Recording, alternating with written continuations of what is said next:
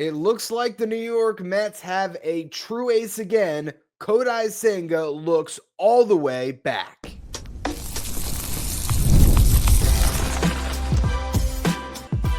You are Locked On Mets, your daily New York Mets podcast. Part of the Locked On Podcast Network, your team every day.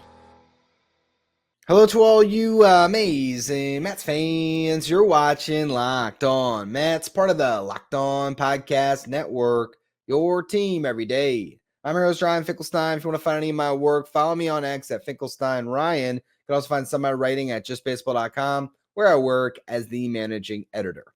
This episode is brought to you by Monarch Money. Take control of your finances with Monarch Money. Use the code LOCKEDONMLB at monarchmoney.com for 50% off your first year. And the Mets won their fourth series in a row on Sunday, beating the A's by a score of 8-0. That score does not reflect the pitcher's duel that we got to enjoy for most of the game, as Luis Severino and Kodai Senga went toe-to-toe, but one of them had to work a lot harder, and that was not Senga who did. It was Severino who in the first inning threw 28 pitches. Francisco Lindor drew a 6-pitch walk. Juan Soto on the 6th pitch of his at-bat hit a ground ball to the other Max Muncy, not the one that we've seen play for the Dodgers for years, the young second baseman for the A's that played as bad of defense as any second baseman I've ever seen in a single series. Granted, I'm sure I'm repressing some Daniel Murphy memories there, but man, the other Max Muncy was pretty brutal with the glove throughout this series. Fielded the ground ball and third into Lindor's back, so the Mets were cooking with 2 runners on and Pete Alonso up, and Pete had a really great at-bat despite the result, which was a double play ball, but he fell behind the count 0-2, stayed in there, fouled off 6 pitches, worked it full, hung in the at-bat, and then just eventually hit a hard ground ball that ended up in a double play that ultimately neutralized the threat as Brandon Nimmo would ground out to end the inning. The next thing for the Mets, only worked 11 pitches for Luis Severino, who struck out 3 batters in that frame, which is pretty impressive. They gave a base hit mixed in there as well. He had a 12-pitch third inning, 1-2-3 frame. Then the fourth inning, the Mets had him working hard again. Brandon Nimmo with the double, Luis Torrens with a walk, and Brett Baty had a good at-bat until he didn't. 10-pitch at-bat. I thought he was going to come through. I was so hoping for Brett Baty he would have a moment there. He strikes out. 5th inning, Mets nearly had a 2-out rally. Francisco Lindor got a knock. Juan Soto ripped one up the middle, 112 miles per hour off the bat. Jacob Wilson, the shortstop for the A's, leaped up, ball hit off of his glove, but fell right back into the breadbasket basically. So a deflected catch, and the Mets did not end up doing anything through 5 innings against Severino. But Severino was up to 91 pitches. 6th inning, Pete Alonso draws a walk. He then advanced to second on a ground out from Nimmo, advanced to third on a ground out from Vientos, and then finally the Mets drew blood as Luis Torrens ripped a base hit the other way that ended Severino's day and put that 1 run on the board. 5 2/3 for Sevy, 4 hits, 1 run, 3 walks, 6 strikeouts. He was very good. But on the other side, Kodai Senga was just better, and he was economical the entire day. It was pretty amazing to watch him pretty much go a little over 10 pitches every single inning. First inning, it was 10 pitches, and that was after giving up a leadoff double, but calmly worked through that frame. 12-pitch second inning where Francisco Lindor made an error to start off the inning, but then Brett Baty picked up Lindor and Senga. Unbelievable play on a ball that was a hot shot. He was sort of playing in. He cut it off on one hop, made a weird, off-balance throw from almost like a 3/4 slot from the ground to turn a double play with Acuna at second base. Because Jesse Winker was still under the weather, and I guess maybe they didn't like the matchup with Starling Marte DHing again, they got all the young players in there. Vientos at DH, Baty at third, Acuna at second, and at least we saw the one thing that Brett Baty can do in the big leagues, which is pick it, particularly at third base, because he turned another double play later. That was also a really solid one. So we saw him do it with the glove, and we saw Kodai Senga just continue to pitch to contact. Again, 10-pitch first, 12-pitch second, 11-pitch third, and he gave up 2 hits in that inning to start things off, but then he got that double play, 5-4-3, Baty to Acuna to Alonso, and then a fly out to get out of that inning. 14-pitch fourth inning, worked around a walk. He was at 47 pitches through 4 innings, and yet he did not have a single 1-2-3 inning up until that point. But in the 5th inning, he got that 1-2-3 inning. He picked up a strikeout along the way and still only needed 7 pitches. Unbelievable. 54 pitches through 5 innings. Severino was at 91 pitches through 5 innings. 6th inning, 14 pitch frame, worked around another walk. Top of the 7th inning, Francisco Lindor drove in Luis Acuna, who reached on a bunt. It was a sac bunt where, well, really he was bunting over a hit, but they got the out at second base. Can't remember how Tyrone Taylor got on, but regardless, Acuna was standing on first. Francisco Lindor ripped a double into left center field, and Acuna went first to home on the play. Great to watch him fly around the bases. Lindor would eventually score after a series of walks, first one intentionally to Juan Soto. Then after Pete Alonso struck out, Nimmo and Vientos each drew walks, with Vientos's having an RBI attached to it. So the Mets were up 3-0. Kodai Senga went back out for the 7th inning, needed only 11 pitches to get through that frame, picked up 2 more strikeouts to end his day with a flurry, another 1-2-3 inning again, and altogether 7 innings pitched on 79 pitches, no runs allowed, obviously, 4 hits, 2 walks, 4 strikeouts. He was unbelievable, and I want to talk about him more in the next segment because it's pretty clear the Mets have their ace, Kodai Senga, back, the guy that we watched dominate in 2023. He's looking a lot like that again, and the A's just were aggressive. They were trying to get to him, and they weren't working counts, and it just allowed Senga to really cruise seamlessly throughout this start. AJ Minter and Max Kranick each pitched scoreless innings to complete the shutout, but the Mets would pile on 5 runs in the final 2 innings. They scored 1 in the 8th as Tyrone Taylor hit a triple and scored on a balk that probably shouldn't have been a balk, but it doesn't matter because Luis Acuna got a single right after that anyway. And the 9th inning, the Mets really rallied. Brennan Nimmo with a leadoff single, Mark Vientos with a double that scored him. Luis Torrens doubled in Vientos to complete an outstanding day at the plate. Torrens has been remarkable. We're going to talk about Francisco Alvarez's return in the final segment today. But honestly, I don't know how you can really cut down Torrens at bats. Obviously, you will when Alvarez comes back, but you got to ride the hot hand as long as you have it. And he has just been so great this season. Was 3 for 4 today with a walk, a run scored, 2 RBIs. He scored that run when Brett Beatty came through with an RBI triple, and then Beatty scored on an error. Good to see Beatty finally get one and to see him make those plays at third base. Maybe this is a game that will give him some confidence and allow him to at least look a little bit more like a major league hitter in the box over what could be his final week in the big leagues before going down as Jeff McNeil nears his return. We'll talk about McNeil also in the final segment as I give you your injury updates. But the bottom line is the Mets come away with another series victory, 4th in a row. Can't say that enough. Blowout win makes them 10-5 on the season. They are in first place in the National League East, and they are the only team in baseball who has yet to lose back-to-back games this season. We'll see if they can keep that trend going. We'll see if they can keep their series streak going as they now head to Minnesota. But I want to spend a whole segment talking about Kodai Senga because what he did in this start was that special. The Mets have their ace back, and we'll get into that a little bit more in just a minute. Today's episode is brought to you by Wonderful Pistachios. Are you looking for a snack that's both delicious and nutritious? Crack into a good source of protein with Wonderful Pistachios. Wonderful Pistachios is one of the highest protein nuts. Each 1 ounce serving has 6 grams of protein, giving you over 10% of your daily value. Plus, they're packed with fiber and better for you unsaturated fats to help you feel fuller longer. Personally, I love the no shells variety because they're just so easy to eat as a grab and go snack. I like the honey roasted. I like the smoky barbecue. Those are my 2 favorite flavors. But I've tried the salt and vinegar. That's another one that tastes really good as well. And if you love cracking open every shell for that satisfying crunch, the in-shell options are a classic favorite as well. Get snacking and cracking with the snack that packs a protein punch. Visit wonderfulpistachios.com to learn more. If you're watching on YouTube today, do me a favor and hit that subscribe button. Help us get closer to our next goal of 13,000 subscribers. believe we're just outside of 100 away from getting there. So I appreciate all of you who continue to subscribe. All right, so let's talk about Kodai Senga a little bit more. He's made 3 starts this season. He allowed 2 runs in his first start, and that was against the Marlins, when 5 innings, struck out 8. Second start, again against the Marlins, 5 shutout, and then this one, 7 shutout innings, absolute masterpiece.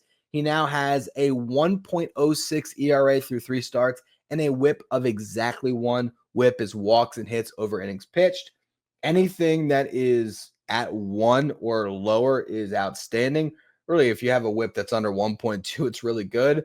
Kodai Senga limiting traffic. And what was really impressive today was just to see the sheer velocity. I mean, Kodai Senga averaged 96 miles per hour on the fastball today. That is a big uptick, about 1.6 miles per hour. I think his previous average for the season was 94.3 miles per hour. So you saw just easy velocity out of Kodai Senga in this one. And when he has his fastball that he's able to dot with his command, which he was throughout this start, and then he has a cutter that is at 91 miles per hour, he can just pound the zone with those 2 pitches. And that alone is tough enough for batters to hit. But then there's always that looming threat of the ghost fork. And it was on today. And when it's on, he's so tough. And it's so interesting to watch the way he navigates at bats and innings and works a lineup, because if you remember when he first came on in 2023, he had to learn big league hitters. So I think probably my guess is pitching in Japan, he was maybe able to just get to 2 strikes pretty easily. And then, all right, here comes my 2 strike, strikeout pitch. Here comes the ghost fork. Good luck trying to hit it. And that was a recipe for a lot of success. Try to do that in the big leagues, and guys just weren't offering at the ghost fork. And they knew when they got the 2 strikes, all right, here comes the ghost fork. And they waited till the count was full and, dared him to throw something else, or they were going to take their walk. And so now you've seen the evolution of Kodai Senga where, at times, if he notices that a team is, employing that strategy, well, then, all right, he'll start to throw the ghost fork early in counts to steal strikes. But that looming threat of it, you see it in the first inning and early in games, where sometimes he's able to just throw fastballs early in counts right by guys. Because if you are trying to eliminate the ghost fork and it comes out of the hand in a pretty similar way where it's just hard to tell the difference unless you can pick up that grip, and that's tough to do, well, then anything that starts, belt high and lower in the strike zone, you're naturally expecting, okay, is that going to drop off the table? And so there's a lot of times where he's able to just steal some early strikes with fastballs because guys are, trying to identify that ghost fork, and they don't want to swing at strike 1 that's actually, out of the zone. So that's one way that he can work hitters. And then once he establishes, if he can, the fastball and the cutter early, then all of a sudden guys are maybe expecting, all right, he's going to start attacking the zone. And then that's where he's going to throw the ghost fork. And he could throw that pitch for a strike and get guys to, have some ugly swings on it and put the ball in play and then not hit the ball very hard. I think they said it on the broadcast, like the career batting average against his ghost fork is 116 or something absurd like that. So no one is squaring up that pitch anyway. So he has that ability to then all of a sudden pitch backwards a little bit, find some success. And in this game, that ghost fork got 10 swings, 6 whiffs. So you're seeing the Kodai Senga that struck out over 200 batters in less than 170 innings in 2023 now, because he has that ability to pick up strikeouts with the ghost fork, to throw fastballs up in the zone if he wants to blow guys away and get strikeouts that way. He still has the sweeper and the other breaking balls that he can go to when he wants to steal strikes backdoor, if he does want to give a different look from the cutter, because he's going to go to that cutter a lot. So now, all right, here's a cutter, but actually, no, it's a sweeper, and he can get a swing and miss that way. So there's just so many weapons at Kodai Senga's disposal, and he's the one guy on this staff right now who has just the plus stuff. I mean, that the ghost fork, obviously, but he probably has the best fastball on this staff as well. And you're just seeing again, okay, when Kodai Senga gets in the pocket like he is right now, where he's comfortable, where his mechanics are right, where he's pitching on 5 days rest each time, he's dangerous. And he's a guy that you really can ride, not necessarily to 200 innings, but you can get 29 really good starts out of this guy where every 6th day you feel like you have a really good chance to win. And he was going to be stretched out to 85 pitches in this one. Never got there because he just kept his pitch count so low. But going out there and throwing 7 innings, you're nearing the point where he's a fully stretched out starter. I don't know if we're going to see 100 pitches anytime soon. We might not see it because guys just aren't going there as often. You have certain pitchers who are given that ability to go past 100. We saw Severino do it in this one. There's a few guys. Seth Lugo, I think, actually has the most pitches thrown in a game this season. They said it might have been 109. But even if you're only getting 85 to 95 pitches from Kodai Senga, that can still be, as we saw in this one, 7 shutout innings. And there's going to be times where it's a start like this one where guys are not being patient and they're trying to square them up and they're just putting a lot of balls in play and they're struggling to hit the ball over the fence. So he just keeps everything in the yard and is able to navigate any and all little, rallies, little base hits, walks that he issues. He just finds his way to get the double play ball, to get 2 outs and get out of an inning, or finds a way to pick up the big strikeout when he needs it. Kodai Senga is absolutely an ace when he's right, and right now he is right. The one thing, though, is you have to keep him on 5 days rest, and that is going to present its first challenge to the Mets this week, because I'll preview the series more in the next segment, but you got Clay Holmes, Tyler McGill, and Griffin Canning going in this upcoming series against the Twins.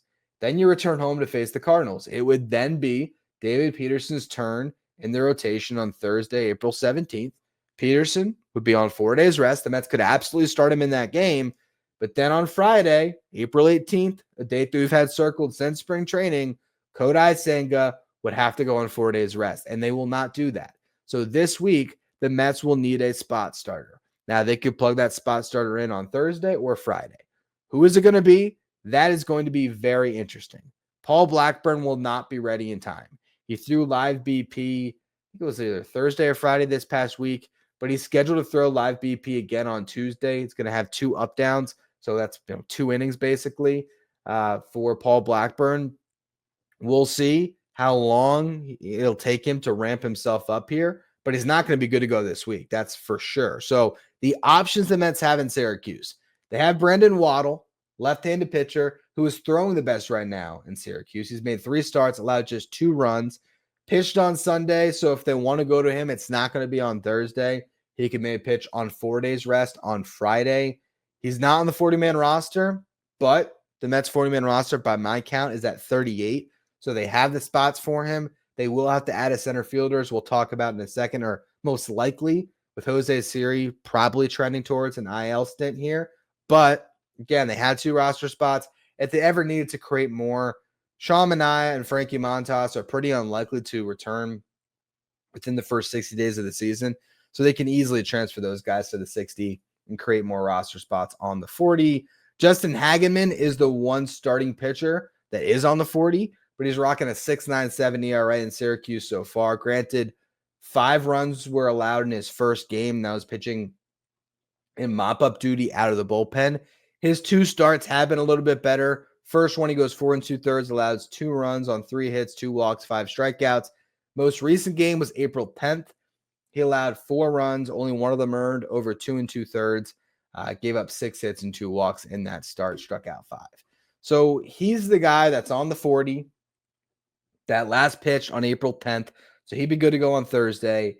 If they need a spot starter for that game, it's going to be Justin Hageman.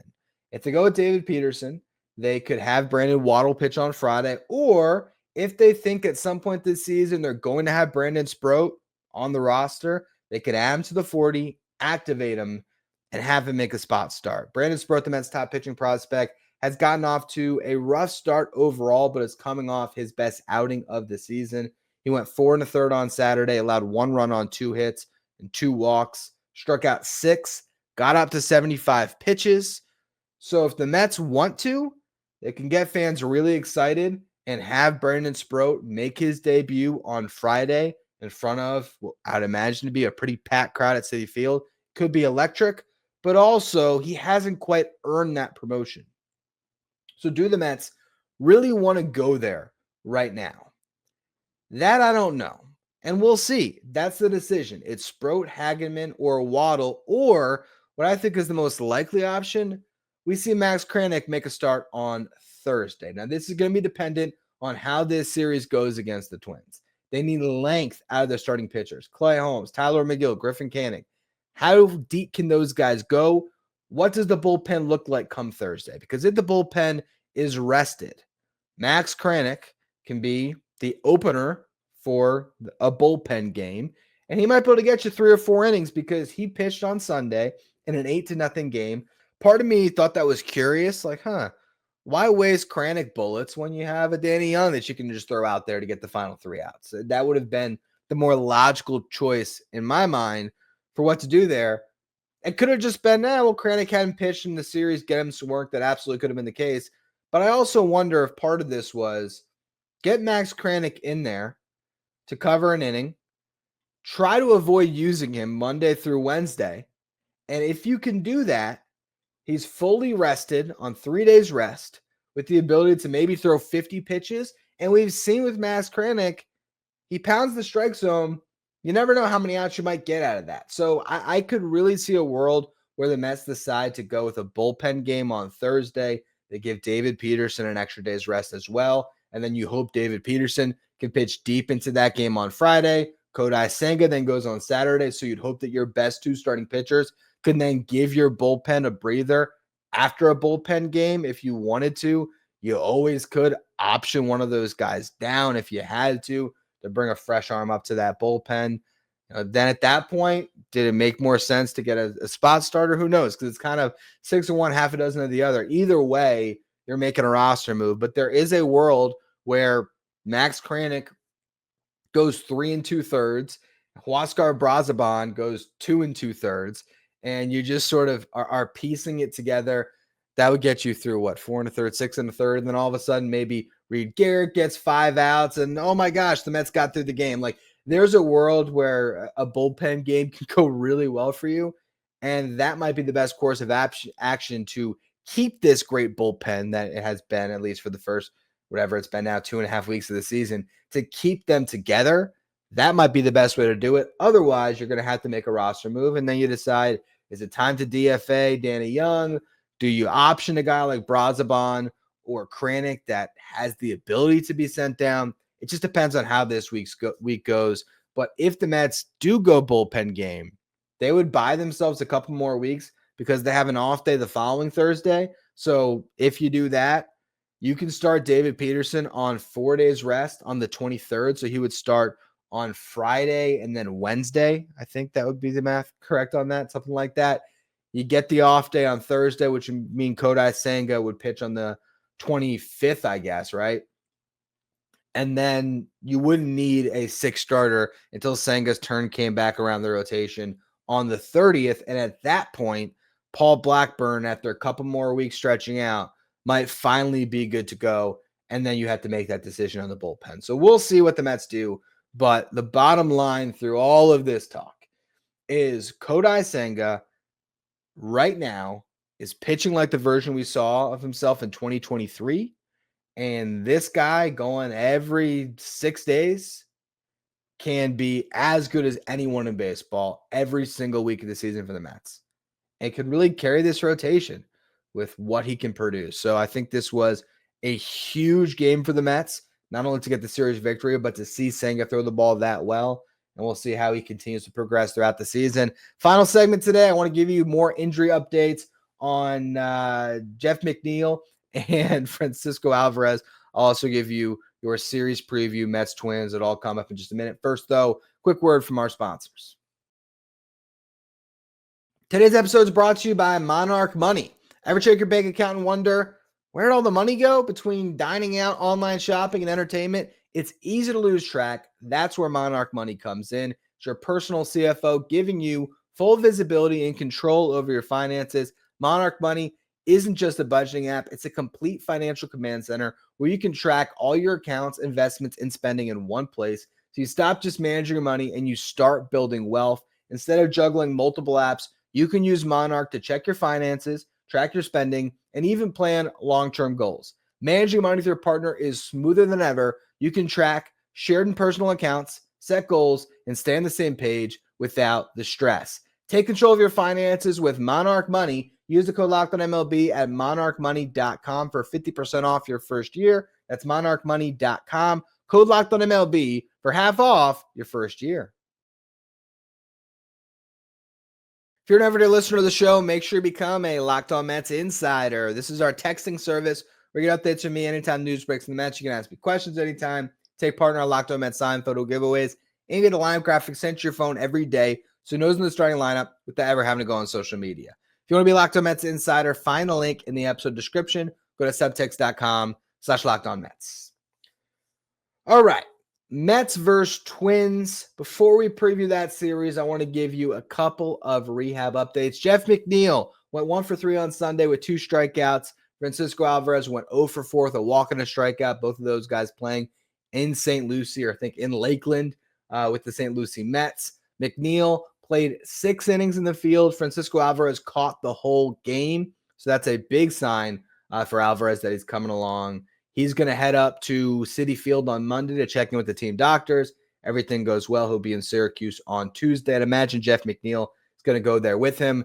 So far, Alvarez has not been swinging the bat very well. He's 1 for 10 with 3 strikeouts and 2 walks. So I think he's still going to need some time to ramp up as far as getting those at-bats under his belt. He has to catch back-to-back games, so we'll see when that happens. But really, with the way Luis Torrens is swinging it and how Hayden Singer has been really solid as a backup catcher, I would not be in any rush to get Alvarez up. Obviously, once he's healthy and ready to go, you're going to roster Francisco Alvarez over Hayden Singer. I'm not saying that the Mets should just hold Alvarez on a 2-week rehab assignment in Syracuse. But if he catches on Tuesday and Wednesday back-to-back games and is good to go completely from a health perspective, but he goes 0 for 8 with 6 strikeouts, let him get a full week in Syracuse to get at bats.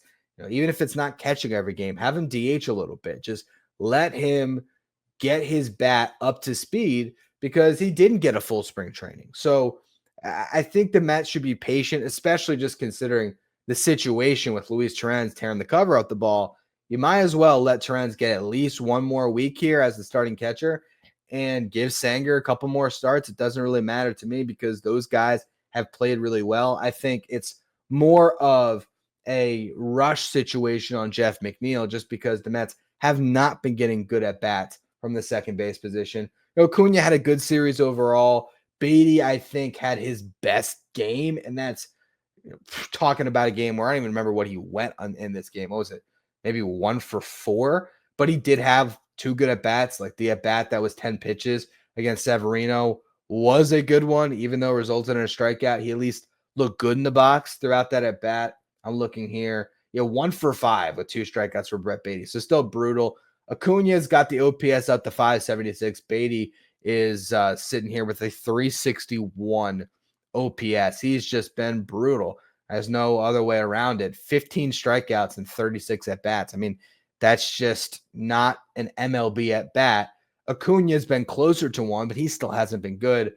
It's hard to believe that Jeff McNeil, even coming in a little bit cold, not having a entire full ramp-up, can't give you a more professional at-bat than these guys at this point. So Jeff McNeil, I think he probably is either already on the way or will be there to play in Syracuse on Tuesday to get him at bats the highest competition level. Again, played 6 innings in the field, got 3 at bats on Sunday.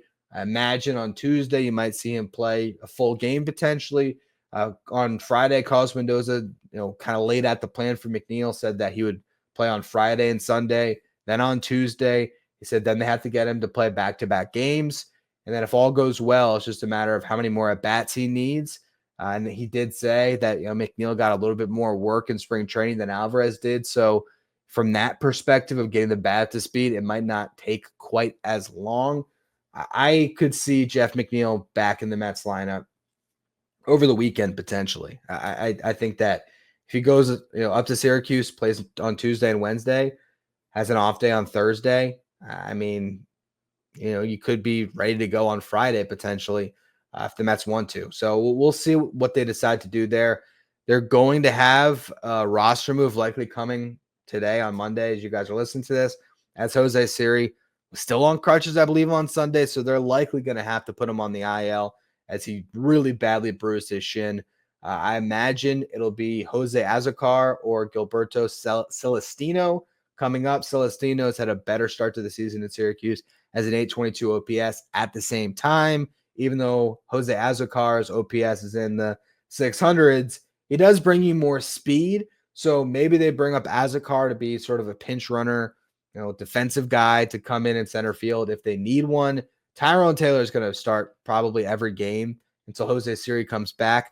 I still implore, as I did on yesterday's show, I believe it was, Carlos Mendoza to get Acuna a start in center field. I want to see what that looks like.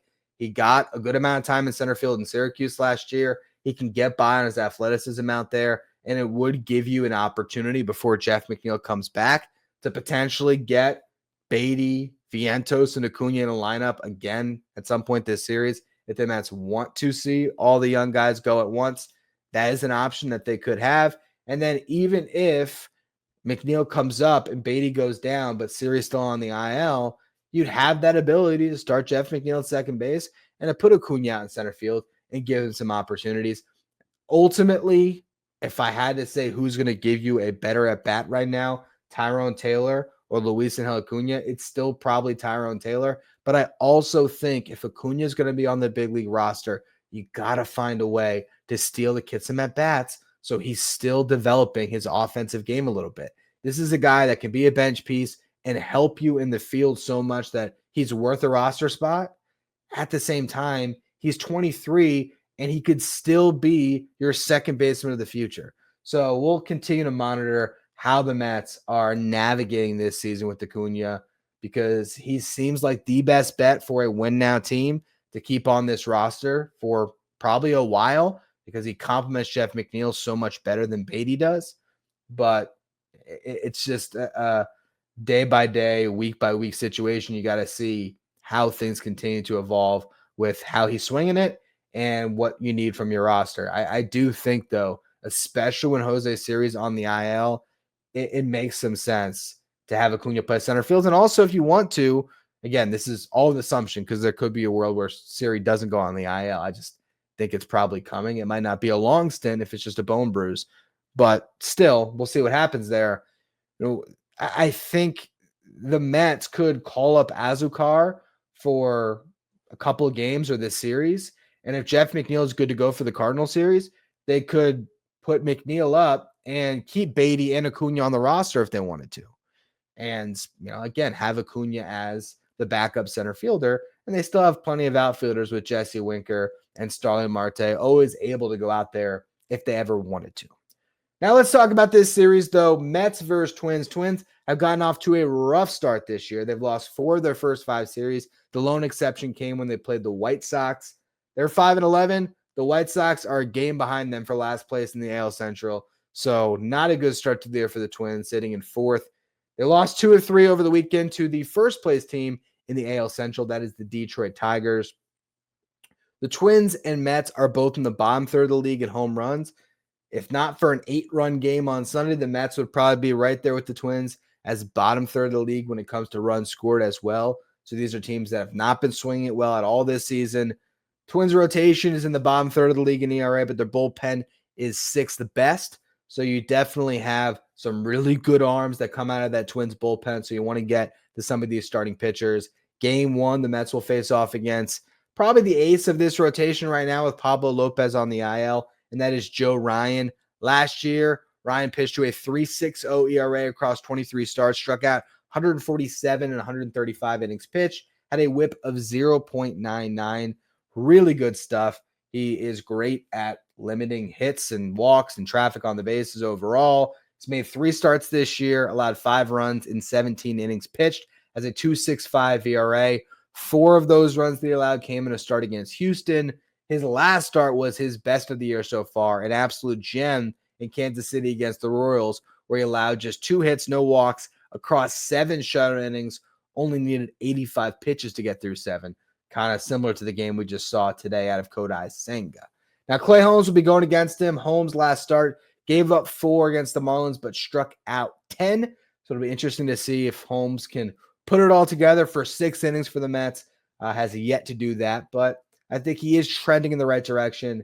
We'll see what it looks like for his 4th start of the year. Meanwhile, game 2 will be Tyler McGill versus Bailey Ober. McGill's rocking a 0.63 ERA so far this season. Ober has a 7.11 ERA. He gave up 8 runs in his first start of the season against the Cardinals. Last 2 starts have been much better. He's allowed 2 runs over 10 innings pitched. Ober had a very nice season last year. So a pitcher that the Mets could theoretically get to, but probably a little better than you might realize. Final game, Griffin Canning versus David Festa. Festa, 25-year-old right-hander who replaced Pablo Lopez when he went on the IL. Made his first start on Friday, went 4 2/3, allowed 1 run on 3 hits and a walk. The run was unearned. Last year, Festa had a 4.90 ERA in his rookie season in 64 1/3 innings pitched, but definitely looked promising in his most recent start. So we'll see what he looks like on Wednesday. Only 1 prominent position player is on the IL for the Twins, which for them, it's pretty good. Royce Lewis is the one guy that is on the injured list, but both Byron Buxton and Carlos Correa will be in the lineup and playing. Neither has gotten off to a great start. Buxton definitely better than Correa. Leads the team with 3 home runs, but still has struck out a ton, 18 strikeouts so far this season. OPS in the 600s. Carlos Correa has a 488 OPS. Pretty brutal start to the season for him. Harrison Bader, former Met, is starting every day for the Twins right now. He also has 3 home runs on the season, so he is tied with Buxton for the team lead. He's got a 686 OPS to start the year, but he's been playing left field, so that's kind of an interesting look. They've been keeping Buxton in center, so for the most part, Bader has been starting over in left. We'll see what it looks like. Game 1, Holmes versus Joe Ryan. See what the Mets do offensively in this one. Can they keep the momentum from the late runs, the late barrage they had against the A's, and finally have a really good and complete offensive series against a team that has really struggled this season?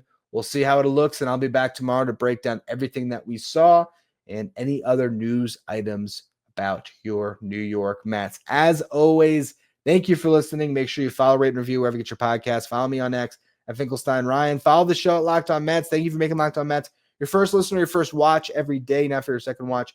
Head over to YouTube and check out the first ever 24/7 streaming channel that covers everything in the world of sports. I'm talking about Locked On Sports Today with our local hosts from each team, league-wide hosts from each league by Locked On Sports Today, streaming 24/7 on YouTube.